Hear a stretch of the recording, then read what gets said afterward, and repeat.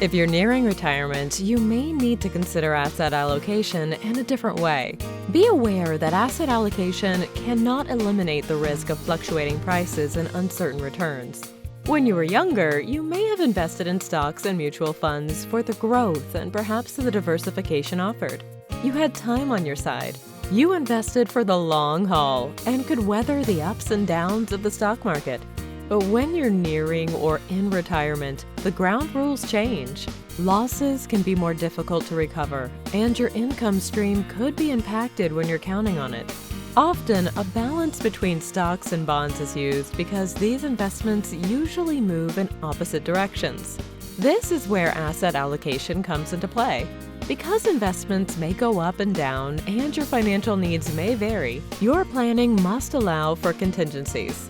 Various types of investments can help accomplish this. By allocating investments for growth potential, guaranteed income, risk management, and tax efficiencies, we can develop a strategy to help you meet your financial goals. Please give us a call today to find out ways you can allocate your assets for your retirement.